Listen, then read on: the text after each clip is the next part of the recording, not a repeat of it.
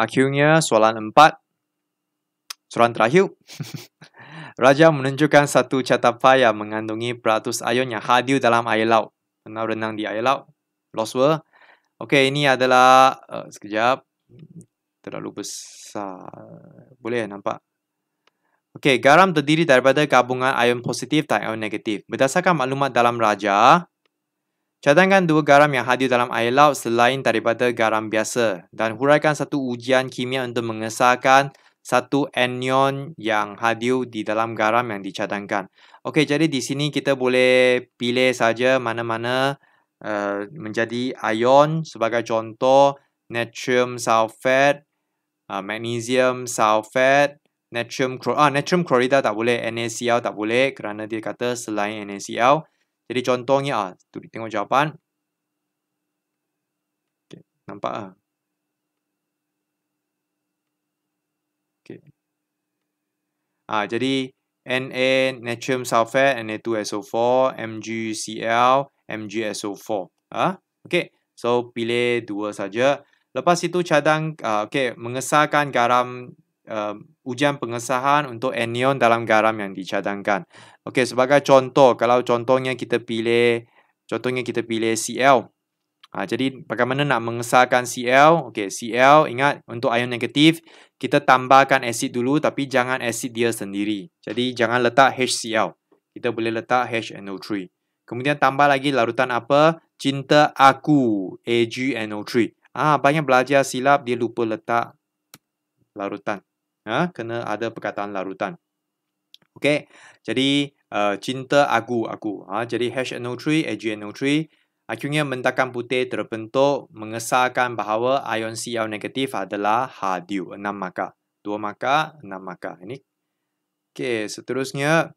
Cadangkan bahan kimia yang boleh digunakan untuk menghasilkan garam magnesium yang tak terlarut dan juga garam sulfat yang tak terlarut. Okey. Jadi apa yang kita boleh tambah di belakang magnesium menjadikan dia garam yang tidak larut? Okey. Yes, betul. Coke. Jadi kita boleh letak karbonat, magnesium karbonat. Okey, untuk sulfat, apa ion yang kita boleh letak di depan sulfat? Apa-apa sulfat supaya dia jadi garam yang tak terlarut. So, sulfat memang larut. So, ada 3 yang case special. So check. So, sulfat banyak cari Playboy. So, banyak cari Playboy. Okey, boleh guna banyak, boleh guna cari, boleh guna Playboy. Mana-mana satu pun boleh. Jadi di jawapan ini saya guna barium. Banyak. Okey, contohnya nak menyediakan magnesium karbonat, bahan yang kita gunakan adalah magnesium nitrate. Kenapa kita guna nitrate? Kerana semua nitrate larut dalam air. Dan di sini kita guna natrium karbonat. Semua natrium larut dalam air. Okey, dan tuliskan bersamaan ion dia. Okey, jadi ini bersama ion menghasilkan magnesium karbonat Mg2+ campur dengan CO3 2 negatif. Okey, untuk garam barium sulfat pula, bahan yang kita gunakan adalah barium nitrat. Sekali lagi kita guna nitrat kerana semua nitrat larut dalam air. Dan untuk yang ini kita letak natrium sulfat. Okey, bersamaan ion dia barium Ba2+ campur dengan sulfat SO4 2 negatif menghasilkan barium sulfat BaSO4.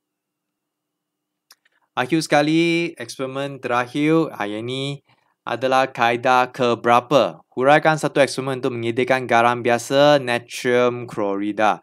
Jadi kita perlu tentukan garam ini larut dalam air ataupun tidak. Na.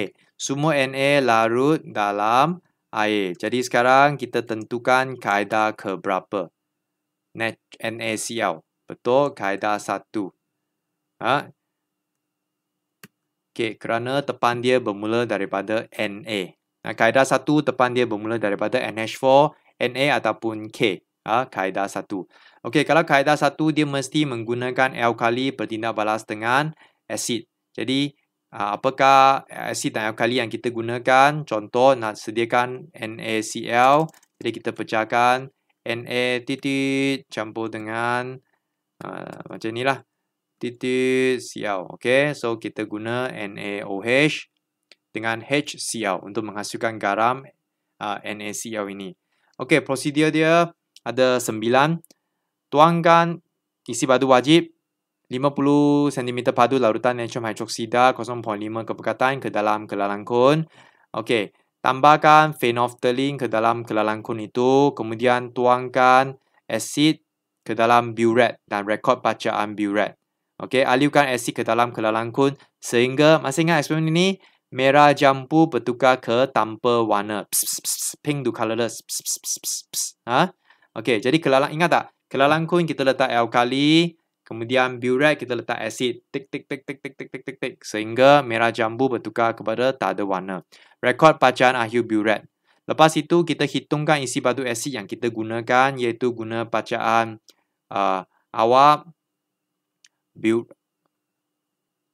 Okey, bacaan awal burette tolak dengan bacaan akhir burette. Okey, tak tulis pun tak apalah. Kita hanya tulis hitung isi batu asid yang digunakan, contohnya VCM3. Lepas itu ulang balik sukat dan tuang VCM3 asid dan 50 cm padu larutan NaO ke dalam sebuah beaker. Campurkan dia ke dalam sebuah beaker. Lepas campur, kacau, sepatutnya kacau. Okey, kerana markah hanya ada 10 markah. Jadi kita tulis saja. Lepas kacau, kita tuangkan, kita panaskan campuran itu sehingga tepu. Lepas panas, kita akan sejukkan dan turaskan. Okey, lepas itu bilas, kering itu. Boleh tulis, belajar boleh tulis. Tapi untuk soalan ini, kerana maksimum dia 10 markah, untuk jawapan yang lain tak ada markah lah.